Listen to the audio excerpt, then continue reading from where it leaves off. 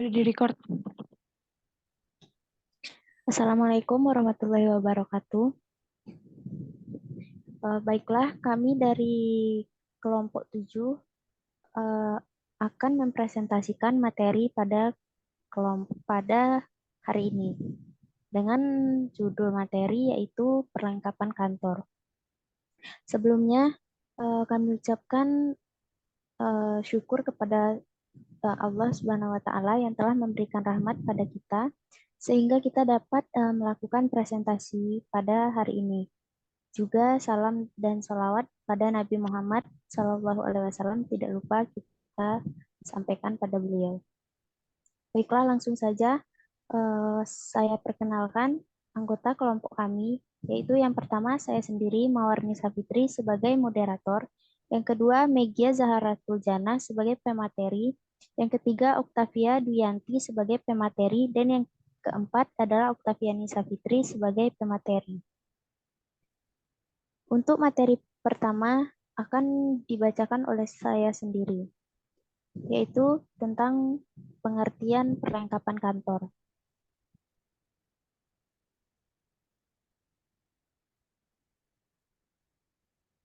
Menurut Kamus Besar Bahasa Indonesia, perlengkapan kantor adalah barang-barang atau alat-alat yang digunakan dalam kantor atau perkantoran. Menurut sebuah buku berjudul Office Management, perlengkapan kantor adalah semua barang dan peralatan yang diperlukan untuk menjalankan operasi kantor secara efisien, termasuk peralatan elektronik, peralatan mekanis, dan perlengkapan kantor umum seperti kertas, pensil, dan sebagainya.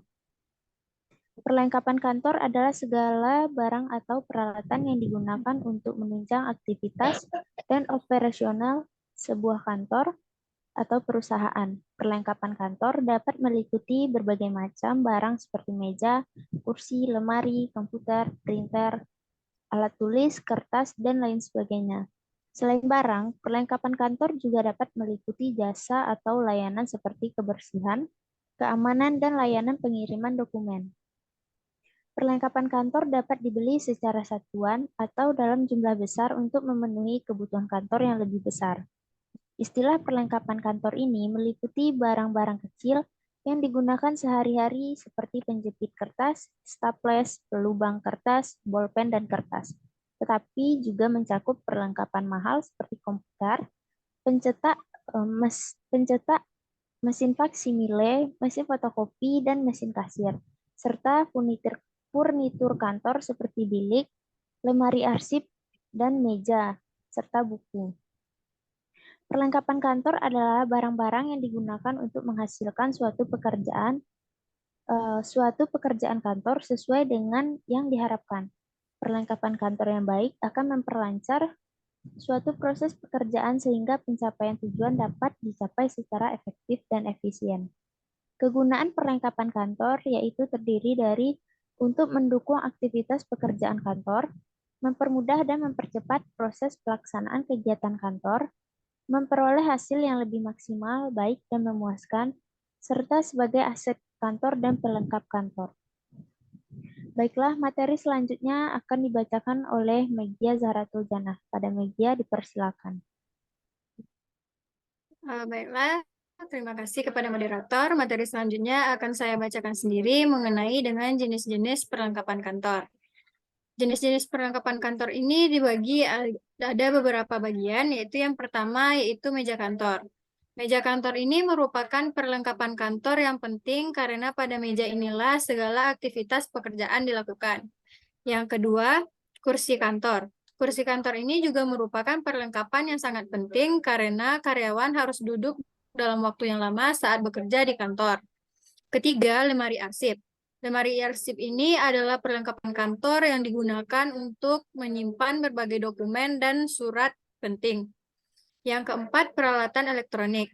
Peralatan elektronik yang umum digunakan di kantor yaitu seperti komputer, laptop, printer, scanner, dan mesin faksimile. Yang kelima, peralatan presentasi. Peralatan presentasi ini umumnya digunakan di kantor yaitu seperti proyektor, layar proyeksi, papan tulis, dan whiteboard. Yang keenam, yaitu peralatan pencahayaan. Peralatan pencahayaan ini seperti lampu meja, lampu lantai, dan lampu langit-langit. Yang ketujuh, peralatan keamanan. Peralatan keamanan ini seperti CCTV, alarm kebakaran, dan pengunci pintu membantu menjaga keamanan dan keselamatan di kantor. Selanjutnya yaitu peralatan kebersihan. Peralatan kebersihan seperti vacuum cleaner, alat pembersih lantai, dan pengharum ruangan. Selanjutnya alat tulis kantor. Alat tulis kantor ini seperti pensil, tinta printer, kertas, dan buku catatan yang digunakan dalam berbagai kegiatan di kantor seperti mencatat, menulis, dan mengirim dokumen. Selanjutnya yaitu perlengkapan ruang pertemuan. Perlengkapan ruang pertemuan ini termasuk meja dan kursi, proyektor, dan speaker. Selanjutnya perlengkapan pantry. Perlengkapan ini termasuk kulkas, microwave, dan mesin kopi. Dan terakhir yaitu perlengkapan kearsipan. Perlengkapan kearsipan ini termasuk seperti rak arsip, kabinet arsip, dan lemari arsip yang digunakan untuk menyimpan dan mengatur dokumen-dokumen kantor.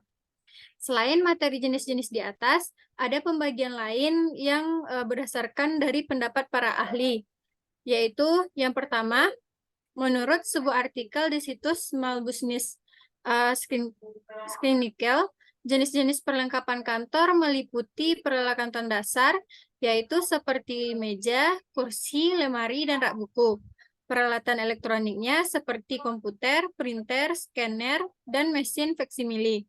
Serta peralatan presentasinya seperti proyektor, layar proyeksi, dan papan tulis. Yang kedua, menurut sebuah artikel di situs The Balance Small Business, jenis-jenis perlengkapan kantor meliputi peralatan komputer seperti desktop, laptop, printer, dan scanner. Selanjutnya, peralatan komunikasi seperti telepon dan mesin faksimile, serta peralatan kantor lainnya seperti meja, kursi, lampu, dan papan tulis. Yang ketiga, menurut sebuah buku berjudul Essential of Office Management, jenis-jenis perlengkapan kantor meliputi peralatan kantor mekanis seperti mesin ketik, stensil, dan mesin penghitung uang. Peralatan kantor elektroniknya seperti komputer, printer, dan mesin faksimile, serta peralatan kantor umum seperti kertas, pensil, dan amplop. Selain itu, juga ada jenis perlengkapan kantor yang dibagi menjadi barang bergerak dan barang tidak bergerak. Barang bergerak ini dibagi juga menjadi dua bagian, yaitu barang habis pakai adalah barang-barang yang hanya dapat digunakan satu kali pakai. Hal ini mengandung arti bahwa benda itu tidak selalu harus habis tanpa meninggalkan bekas dalam pemakaiannya. Misalnya, kertas, karet penghapus, pensil, karbon, map, tinta, belangko surat, dan sebagainya. Yang keduanya yaitu barang tidak habis pakai, adalah barang-barang yang dapat digunakan berulang kali dan tahan lama dalam pemakaiannya. Misalnya, mesin tik, pelubang kertas, gunting, hektar, pesawat telepon, lemari, arsip, dan lain sebagainya. Serta barang yang tidak bergerak itu merupakan seperti tanah, gedung, dan bangunan. Mungkin cuma itu materi yang dari saya kembalikan kepada moderator. Terima kasih kepada Megia. Pembacaan materi selanjutnya yaitu kepada Oktaviani Dwianti. Kepada Okta dipersilahkan. Baik, terima kasih kepada moderator. Di sini saya akan membacakan materi ketiga yaitu perencanaan kebutuhan perlengkapan kantor. Pertama yaitu perencanaan peralatan kantor. Definisi perencanaan peralatan kantor menurut Usman 2008 adalah proses pengambilan keputusan atas sejumlah alternatif pilihan mengenai sasaran dan cara-cara yang akan dilaksanakan, di mana yang akan datang guna mencapai tujuan yang dikehendaki, serta pemantauan dan penilaiannya atas hasil pelaksanaannya yang dilakukan secara sistematis. Yang kedua yaitu tujuan perencanaan peralatan kantor. Menurut Usman 2008 menyebutkan 6 tujuan perencanaan adalah sebagai berikut. Yang pertama yaitu untuk standar pengawasan. Yang kedua untuk mengetahui kapan pelaksanaan dan selesainya suatu organisasi. Yang ketiga untuk mendapatkan kegiatan selesainya suatu organisasi. Yang keempat yaitu untuk meminimalkan kegiatan-kegiatan yang tidak produktif. Yang kelima, untuk memberikan gambaran yang menyeluruh mengenai kegiatan pekerjaan. Yang keenam, untuk mendeteksi hambatan kesulitan yang akan ditemui. Yang ketiga yaitu manfaat perencanaan peralatan kantor. Menurut Hasibuan 2003 menyebutkan 6 manfaat perencanaan adalah sebagai berikut. Yang pertama, tujuan menjadi jelas dan objektif rasional. Yang kedua, semua aktivitas menjadi terarah. Yang ketiga, meningkatkan daya guna dan hasil guna semua potensi yang dimiliki. Yang keempat, dapat memperkecil risiko yang dihadapi perusahaan. Yang kelima, memberikan landasan untuk pengendalian. Yang keenam, dapat meningkatkan prestasi kerja pegawai. Yang keempat yaitu pemeliharaan peralatan kantor. Definisi pemeliharaan peralatan kantor menurut Adi Tama 2003 adalah pemeliharaan sebagai usaha atau proses kegiatan untuk mempertahankan kondisi teknis, daya guna, dan daya hasil barang inventaris. Yang kelima yaitu macam-macam pemeliharaan peralatan kantor. Menurut Prawirosentono 2001 menjelaskan 4 macam kegiatan pemeliharaan yang dapat disajikan sebagai berikut. Yang pertama, pemeliharaan pencegahan, yaitu pemeliharaan yang dilaksanakan dalam periode waktu tertentu yang tetap dengan kriteria tertentu di tiap proses produksi. Yang kedua, pemeliharaan konteks, yaitu pemeliharaan yang dilaksanakan karena terdapat kualitas peralatan kantor yang tidak sesuai dengan rencana, baik mutu, biaya, maupun ketepatan waktu. Yang ketiga, pemeliharaan tanpa rencana biaya maupun ketepatan waktu. Pemeliharaan yang dilaksanakan karena ada indikasi tahap kegiatan kantor yang tiba-tiba memberikan hasil yang tidak layak. Yang keenam yaitu strategi pemeliharaan peralatan kantor. Prawinsetono 2007 menyebutkan 5 strategi pemeliharaan peralatan kantor adalah sebagai berikut.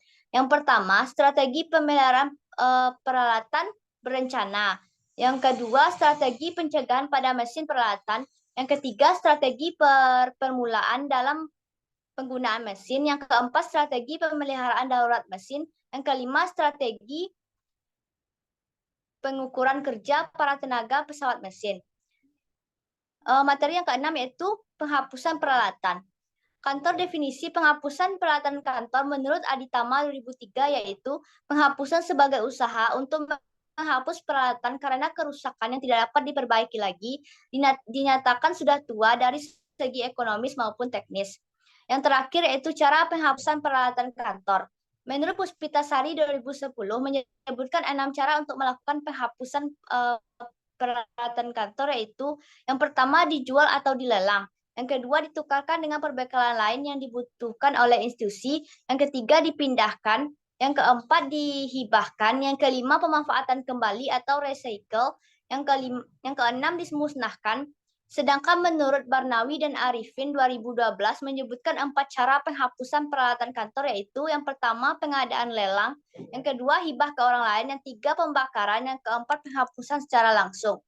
Sekian materi dari saya kembalikan kepada moderator. Terima kasih kepada Oktaviani Duyanti. Pembaca materi selanjutnya yaitu oleh Oktaviani Savitri. Kepada Oktaviani Savitri dipersilahkan. Baik, terima kasih moderator. Saya akan melanjutkan materi selanjutnya tentang pengadaan perlengkapan kantor. Pengadaan adalah semua kegiatan penyediaan perbekalan untuk menunjang pelaksanaan tugas. Cara pengadaan kebutuhan dan kegiatan bagi setiap kantor mungkin tidak akan sama. Hal ini tergantung pada kebutuhan masing-masing kantor itu sendiri. Pengadaan perlengkapan kantor pada umumnya, pengadaan kantor dapat dilakukan dengan cara berikut ini. Pertama itu pengajuan surat permohonan ke gudang. Selanjutnya pemeriksaan stok barang di gudang oleh petugas. Jika ada barang diberikan dengan bon pengeluaran. Jika tidak ada petugas memberikan nomor pada surat permohonan dari buku induk. Surat diserahkan bendahara. Bendahara mengecek antara permohonan dan ketersediaan biaya. Bendahara meminta persetujuan pimpinan. Bagian logistik melakukan pembelian dengan persetujuan pimpinan. Barang diperiksa mengenai kualitas, kuantitas. Barang diserah terimakan dengan menggunakan buku serta serah terima barang. Yang terakhir adalah dilakukan kegiatan pencatatan disimpan di gudang untuk didistribusikan. Kegiatan yang harus diperhatikan dalam pengadaan barang yang pertama ada merencanakan kebutuhan. Merencanakan kebutuhan adalah kegiatan yang akan dilakukan setiap tahun untuk mengusulkan pengadaan peralatan kantor yang akan dilakukan pengadaannya. Yang kedua ada pengajuan dana. Setelah dilakukan pendataan mengenai barang-barang yang dibutuhkan oleh setiap bidang, maka peralatan kantor tersebut kemudian akan dicari. Setelah barang tersebut ditemukan, baru diajukan dananya melalui surat pengajuan dana. Yang ketiga ada surat pertanggungjawaban atau SPJ. SPJ adalah salah satu bentuk laporan penggunaan anggaran atau uang yang telah digunakan. Yang keempat ada pendistribusian. Setelah barang-barang yang dilakukan pengadaannya sampai ke kantor, maka tahap selanjutnya adalah pendistribusian peralatan kantor tersebut ke setiap subbagian. Kepala subbagian nantinya akan mendistribusikannya lagi kepada anggota-anggota sub. Yang kelima ada penyimpanan. Penyimpanan perlu diperhatikan karena dengan penyimpanan yang baik maka efisiensi dan efektivitas kerja dapat ditingkatkan.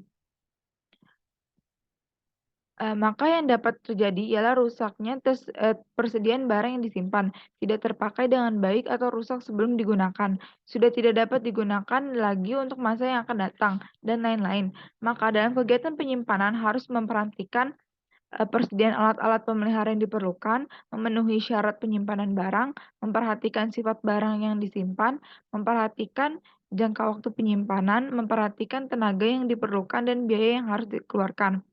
Yang keenam ada pemeliharaan. Pemeliharaan barang juga menjadi kegiatan yang sangat penting untuk memastikan bahwa barang atau peralatan kantor tersebut masih dalam keadaan baik. Yang ketujuh ada administrasi perlengkapan. Administrasi perlengkapan dimulai dengan pencatatan secara teratur tiap barang.